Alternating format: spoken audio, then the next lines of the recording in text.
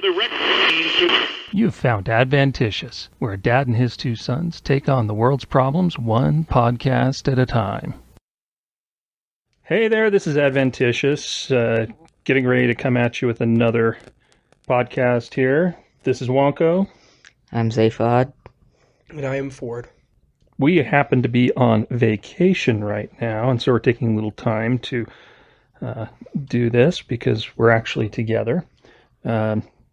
I have a feeling that will affect the conversation as we go along, but I think the first topic to discuss, we'd mentioned Ghostbusters in our last episode. I wanted to get your guys' take on it. Where are you at on it, Zaphod? Our predictions were wrong.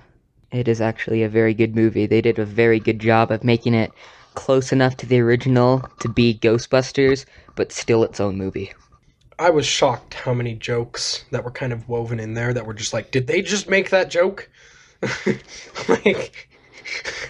Yeah. I will agree. Having been in the theater for the original Ghostbusters and being a fan of it for a long time, I was actually quite pleased with what they did with it. It was, it's funny. I think one of the discussions we had was that A New Hope kind of wove some previous stuff through it, but it almost, I mean, not A New Hope, Force Awakens. Kind of wove a lot of A New Hope stuff through it, but almost too much. It was basically the same movie, but with modern graphics and old guys. Rather than sequel, it was kind of a redoing it. I think the Ghostbusters did a really good job of playing homage, but doing it in a fresh way. I think they did some really good things. I also liked how they kind of Don't spoil anything. I won't. Okay. Hey, spoiler alert! If you don't want to know, don't listen. It's not a spoiler. Well, we have to. Okay. Yeah, we're going to talk about Ghostbusters here for a minute, and I guarantee you there will be a spoiler alert somewhere. So just spoiler alert.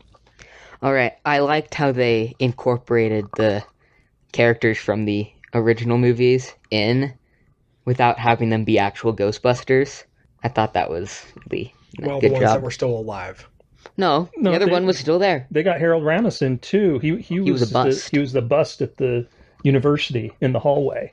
In a lot of ways, it actually was. It was almost a better homage to him than the others. Oh. And we're gonna get sued by them. Anyway, yeah. Anyway, I mean, Bill Murray's was okay. I liked his because he was like the person trying to whatever you call it, they prove the ghost people who believe in ghosts wrong instead of catching them, which I thought was kind of interesting. I kept thinking he would kind of revert back to who he was in the original. So did I. And when he didn't, it was kind of like, well, that's unfortunate. I was thinking that right up till he got thrown out the window. Then I kind of figured he was dead. Yeah, that kind of did cause certain issues with that whole line of thought. The Dan Aykroyd one, it was okay. It got him in there. Annie Potts, love her. She's a great actress, and ever since Pretty in Pink, I've loved Annie Potts. But she was, I think her role was really good, and as the lady in the hotel. But and then there's that other one that what's was his name? Ernie. No, that's not the one I was talking about. He played the uncle with the hearses. Oh, him, yeah. That was funny. Yeah, I think his was one of the better ones. Yeah. And the one that was Bill Murray, the character he played, the person that he was... I can't remember her name. I think they had a really diverse group of people for the main characters, too. That's kind of... Yeah. Yeah, I think that surprisingly, the main characters did a really good job. I wasn't holding out a whole lot of hope for it, but it actually they did a really good job. Now, hang on here. I want to just bring up a couple of things about the cast. See, we have a little issue here. We're at a lake, And the internet, quite frankly, is, well, terrible. And so... Terrible is putting it lightly. Yeah. We don't even have internet. It's just our cell service, which we are almost out of now. Yeah. So we're like having to eke our way through limited internet here. It's quite horrible. I don't... Yeah, playing that Pokemon is so hard, it keeps cutting out. We'll talk about that in a little bit here. Anyway, I thought they did a great job.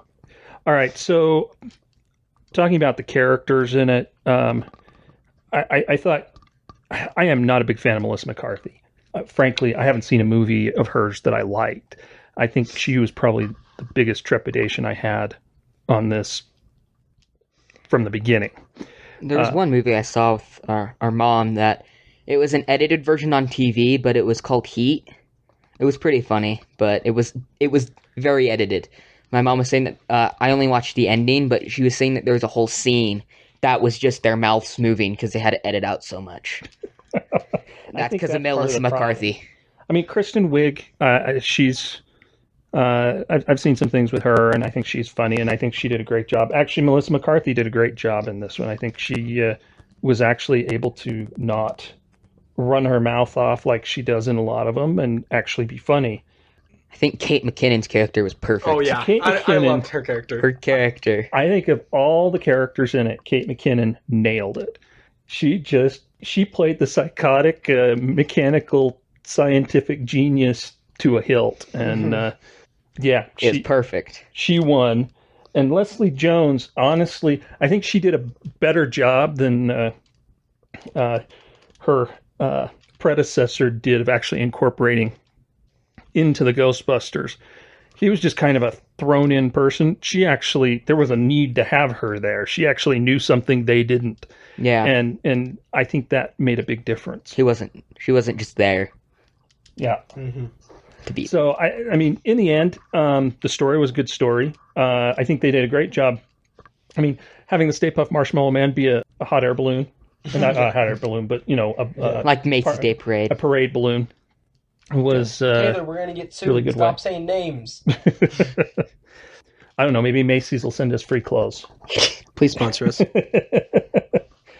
But then you've got... they got Slimer in there, which was good. It was... They did a nice job, I think. There's one thing I want to throw in about Macy's. We do not own Macy's. Oh, true. We are not affiliated with Macy's. In case you were wondering, there was a whole scandal going on with a couple YouTubers who owned a website that they were promoting, and they didn't acknowledge. We can say the names. I'm sure everybody's Syndicate heard and T. of it. Martin, they owned a website called CSGO Lotto, and I don't want to get into all the drama, but... Yeah, they disclosed it at first, but they didn't continue disclosing it, and they didn't do it well enough. It went on to the point that it was like they might as well have not have, because they had been not disclosing it for so long, and yeah. Anyway, back to the main occasion. We're back on Pokemon. It's not Pokemon. Oh, Pokemon. Pokemon. I'm sorry, I'm being schooled here. Because I've hated it since I was a kid. Same. So was I. Started. I've hated Pokemon so much, and then this came out, and I'm like... So, why don't we all say what levels we are now?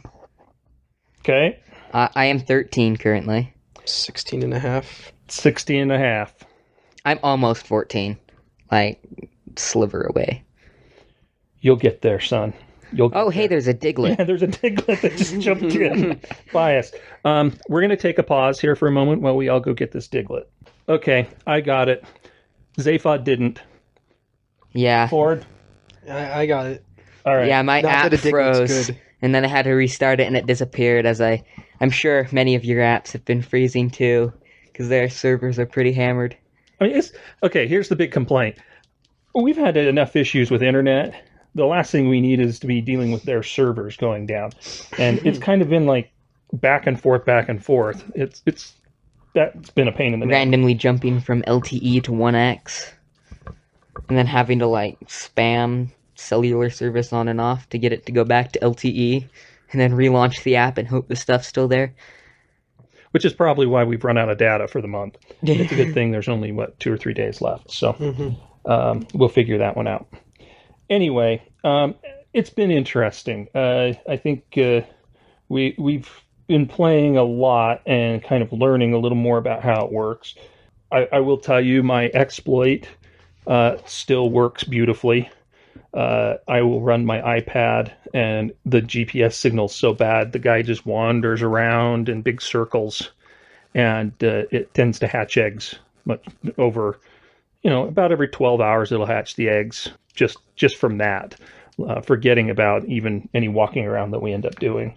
It does seem once you get past about where you're getting Pokemon that are over about 600 or 700, they start leveling up much more quickly than they were before. But that may just be our experience on that one. What's your thought? Are you saying like your character leveling up or the Pokemon? The Pokemon that you're capturing. Oh, like you're catching them at a higher level? Catching them at a higher level, and yeah, I mean, so I went from one, that was 700 or 800 a few days ago, to where now I've got a couple that are over 1,000 and a bunch that are over 800. So I think that has a lot to. I think once you get past a certain level, it just kind of starts spawning, and when you evolve them, they get higher level. I think your level has a lot to do with what levels the Pokemon are, because the Pokemon that spawn aren't the same levels for everybody. Because we had one where Ford and Wonko, they found a Pokemon and it was 450 for them, and I had 10. Yeah, but see, Ford and I are the same level, so it makes sense that we'd have the same level on the one we're seeing. Where Zaphod's a different level. It's kind of weird that it would be so low on his, but that's the way it's worked. So yeah, it's been fun. We've all run out of balls numerous times. I've never run out. The lowest I got was 15, I think. I did it once. I've done it 2 or 3 times now. That's a bit of a pain. Fortunately, we have an area around here we can go and just go for a quick drive and pick up a bunch of Pokestops. Yeah, it's just the road is just lined with them, so you just have to be really careful and just click it and hurry and spin it, then close it, click the next one, hurry and spin it, and it gets a little intense. So what we've started doing while we're here on vacation, we have Fenchurch, i.e. their mom, my wife. What did you just say? Fenchurch. What? We were going to call her Trillian, but that's just really weird if you're going to be named Zaphod, because she and Zaphod had a thing going, and I'm sorry, that's just too Oedipal for me. Yeah. So she's Fenchurch. Anyway, she drives, we play Pokemon, and it actually works out pretty well that way. She's very annoyed. She doesn't get it. Don't expect her to. But we keep trying to get her to play it, so when she goes back to teaching at the beginning of the school year, she can just brag to all her students that she could be a higher level than them. But she's like, nah, no, not doing it. And, well, we tried. Yeah, she doesn't want anything to do with it. But at least she's willing to help us, and that's a good thing. It was funny, though. No, I think she just doesn't want you driving while you play it, and that's the only reason she comes. I think that's actually the truth. It spooks her. So, safety warning, don't play Pokemon while driving. Just simple logic here. Fortunately, nothing's happened on our end, but it is one of those things that we have to be a little cautious about, because, yeah, I do have to put my phone away while we're driving. Speaking of doing stuff while driving, so I'm sure most of you have heard of the new Teslas and stuff, and how they have this auto drive feature. Their autopilot is very good. You literally can take your feet and your hands off the steering wheel and sit there. You should not do that, though. Yeah, so just listen. Sometimes it may not work. So, my friend sent me a Snapchat of this guy. He had both his feet up on the dashboard, had his iPhone 6 Plus, smartphone, big 6th generation smartphone, not don't sue us. Phone. I think you're trying too hard. It's the e-phone. Anyway, made by Pear. So he's sitting there on his most expensive iPhone that you can get, with his feet on the dashboard, just letting the car drive him. Yeah, that's... And I've heard of multiple people who have had that same, like, seeing people doing that with Teslas. And Tesla's even put out a notice that you should not be doing that, because there's actually somebody who died because he was doing that, and then something happened that the car couldn't detect, and he couldn't slam on the brakes because he was not paying attention. Mm-hmm. You should still pay attention because it won't detect everything. Well, and apparently he was watching Pirates of the Caribbean on a DVD player. As they were shouldn't do. Yeah, he installed an aftermarket DVD player in the front.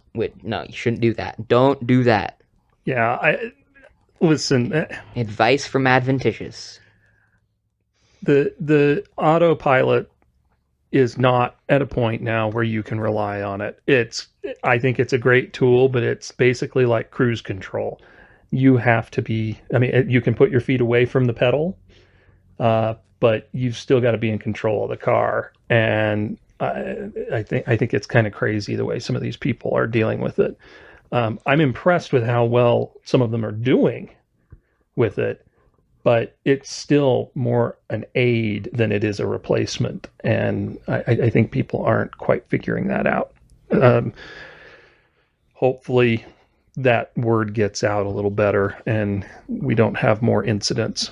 That said, the one incident, you know what? Eventually somebody's got to die in one of these cars. And as horrible as it is to say that, with as many people and as many miles as are going on, it's going to happen.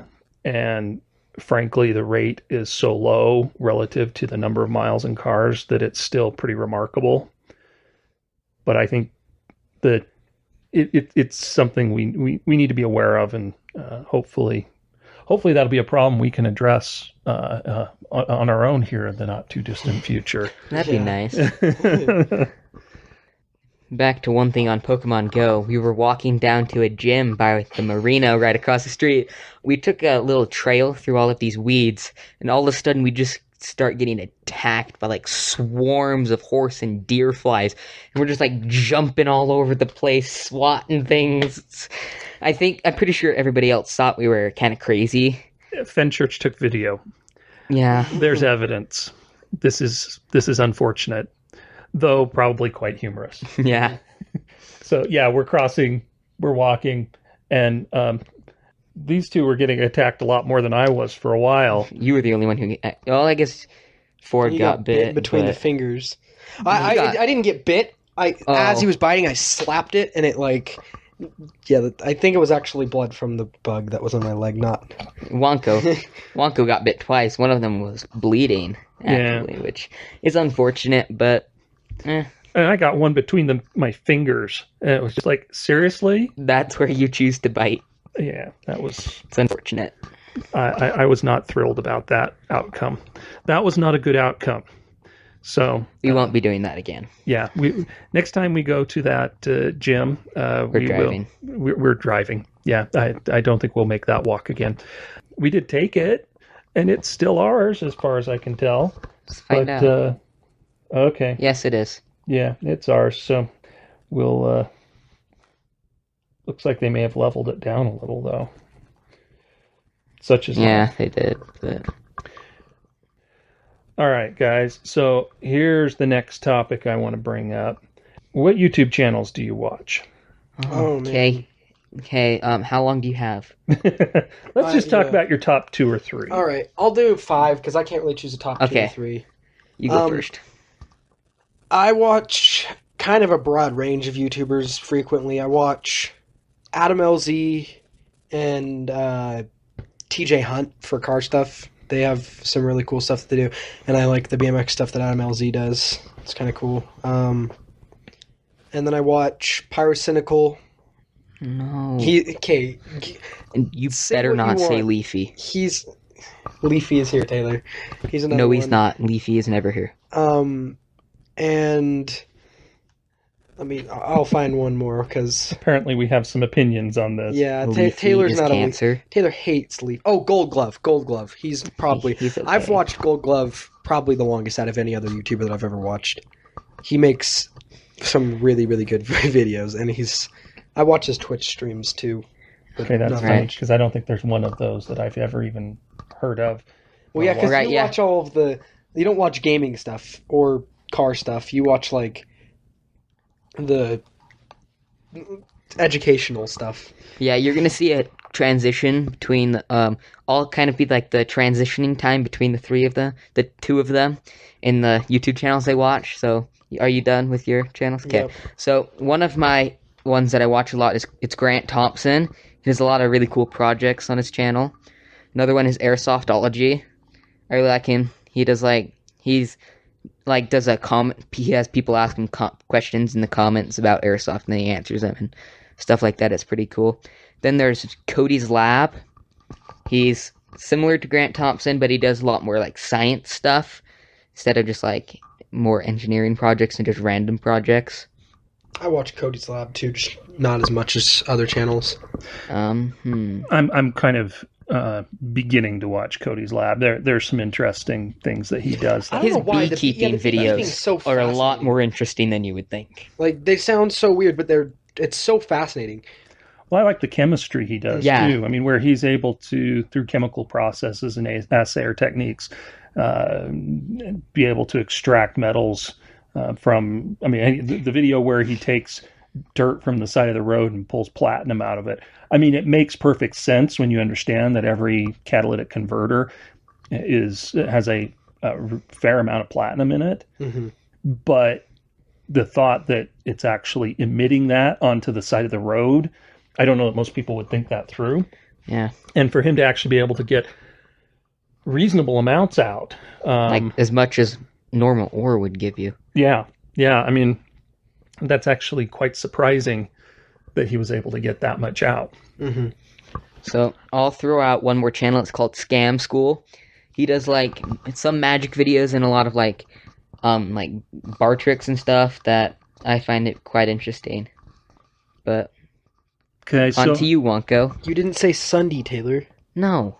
Anyway, so one that I've been watching a lot lately, and he tends to have he tends to occasionally be a little more mature than I would like. But BigClive.com. I like him. Yeah.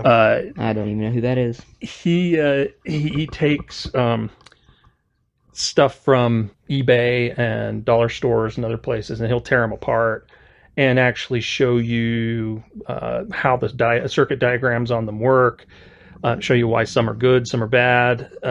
It's actually really fascinating. If you want to learn about circuitry, it's a great way to kind of get a feel for how different circuits are implemented across a broad range of devices.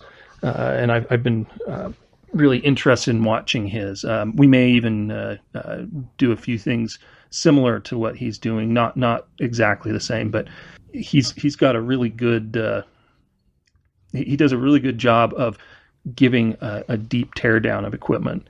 Another one that I really like is the Engineer Guy. He doesn't come out with a ton of videos, but the one he comes out with are really high quality. He recently came out with a series of videos. It is the chemical history of a candle, which sounds terribly It boring. does sound terribly boring, but I can vouch for him. It is a very good series. Yeah, it basically is taking a series of lectures by I'm trying to remember who it was, Michael Faraday. He did a series of lectures on and they were recorded in print, obviously, and they've taken them in his language. They've had to tweak them a little bit because some of the experiments he did were just plain unsafe, and there are better ways to do them now. And he tried to keep the language as similar as he could, but some of them he had to change because like the names of chemicals had changed or how we referred to things had changed just to make it make more sense.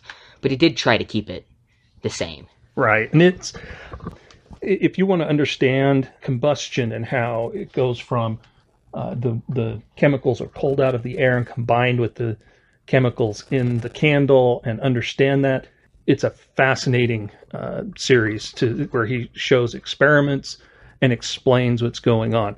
It's a little hard in the language, and I think that's one of the reasons why they did a commentary version where they're able to discuss it in more modern terms rather than using the original language of the of Faraday. Did you watch the commentary version or the I haven't watched the commentary version. I haven't either, but I tend to I enjoy high language, I guess, and that was interesting to me. Another one that I like, I'll give you two more that I like, and we'll call it good for today. Tom Scott, he's out of England. He's kind of a scientific speaker. He does a lot. I think his background may actually be more computer science and language. He does a lot of interesting videos. He does some stuff with the Computer File, which is a Brady Haran series. Which, if you want a great series of videos, Brady Haran, any of his videos are fascinating. If you want to learn something, just look up Brady Haran, and you'll get Number File and Computer File and periodic videos and all of those. And he has some fascinating ones there. One of the videos I really like of Tom Scott's is he did one where he did an emoji keyboard. To mention that one. he literally made it. What did it take? 16 keyboards. Something like that. Something like 16. I think it was 10. It was some ridiculous number of keyboards. He was using Auto Hotkey. Yeah.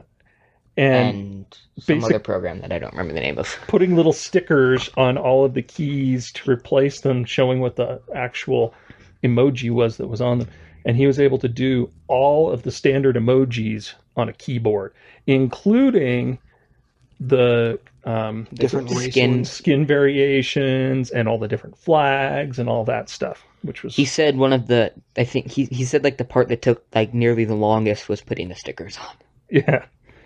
So there's one other one that I'm beginning to watch it, and I'm actually really enjoying it. He's another kind of teardown guy. It's one called Techmoan. Again, he's out of England. He takes old equipment and sometimes modern equipment, and again, he'll tear it down, show you how it works. One of the things he's been doing a lot of is taking old, for instance, audio formats. So there's one that I was watching. There's a wire recorder that he was showing. I've seen some stuff about those in the past, but it was interesting watching how he tore that one down. There was another one that was a German format that it was kind of like a predecessor to the 8-track tape, but the difference was instead of it being magnetic, it was like a record where it was actually etched into the tape like a record, but rolled through the cartridge like an 8-track tape. It's one of those ones you have to see it to understand it, because it took me a little while to kind of wrap my brain around it without actually seeing it. But it looks like an 8-track, but when you look at the actual tape, it's got grooves in it like a record. And the technology that went into it. Now, the problem they had was magnetic tape came out not too long after that came out, and so it never really made it. It was popular in Germany, but only was in the U.S. for a year or two before it went away. So I tend to like vintage equipment, modern equipment, teardowns. I like understanding how things work. So I tend to do a lot of educational type videos. I am a Discovery Channel devotee in that sense. I'm going to elaborate on mine a little bit more because I feel one-upped by you. So I'll go through my list again. Oh, the story of his life. Anyway, so Adam LZ, he has a 240SX, a Nissan 240SX project that he's done, and that's it. I love watching step by step all the stuff that he does to the car, and like how he does he does videos as he's working on the car and stuff, and he films drift events and stuff. So it's interesting to watch. And then TJ Hunt, he does more kind of car vlog. Well, Adam LZ is still kind of vlogging, but TJ Hunt does a lot of vlogging. More vlogging than Adam LZ does. And he has a Subaru BRZ that he has like just made look amazing, and his friend did one that was like a Tron one, and he lined the car with tape and put lights throughout the like LED light strips throughout the car, so it lit up like Tron. It was really cool. And then the other ones are just gaming. I mean, Gold Glove does DayZ, and I really love his DayZ videos because it helps you learn strategies for the game. His other videos, he's kind of just messing around, but they're still funny. It's not what all gaming YouTubers do, pretty much. No, there are a lot of really Just yell serious into ones. a mic. Yeah. Okay, I have to admit, one genre of video I just really don't understand are gaming ones, where you've got some guy playing a game and people watch that. Now, People watch sport games. I don't. I think that's ridiculous. But I understand I'm in the minority on that. But I just watching somebody else play a video game, if they're doing something specific where you're learning how to, I don't know, get some particular achievement in a particularly efficient manner, okay, you know what? I totally get that. But I'm sorry, watching guys play a video game when they're just playing a video game? See, most of it's for the commentary. Yeah, I mean, it depends on, like, I love esports. Like, I think it's way cool. I really only watch CSGO esports, to be honest, and I watch Definitely the not few League of DayZ Legends. things that they do. They do, like, the... I failed. I know. I failed as a just- parent. Why? Anyway, I really like esports just because, I don't know, it's watching people who are so ridiculously crazy good at the game compared to you. I don't know. It really makes you feel really good about your self-esteem. Oh yeah. It's very good. It's Freaking boosting when your Kenny self-esteem. S goes about- over and just no scope collaterals 3 people. It's Anyway, and then kills somebody by throwing a grenade at them and hitting them. I was watching I was that You can do he that. hooked a flashbang and he hit a guy in the head. Gives a whole new meaning to the term concussion grenade. Oh, we need to have a jar that you put a coin in every time you make a bad pun like that. Because That wasn't a bad pun. Oh. No puns are bad. All puns are great. I just remembered the Ford, I will fill a jar like that. You know that. Yeah, Gosh he dang it! would. When you said all puns are good, or there's no such thing as a bad pun or whatever, my mind went straight to Monty Python and the really weird. I can't remember which one it is. It's the really weird one with the children singing the "Every sperm is." Oh my god! Of course, your brain goes there.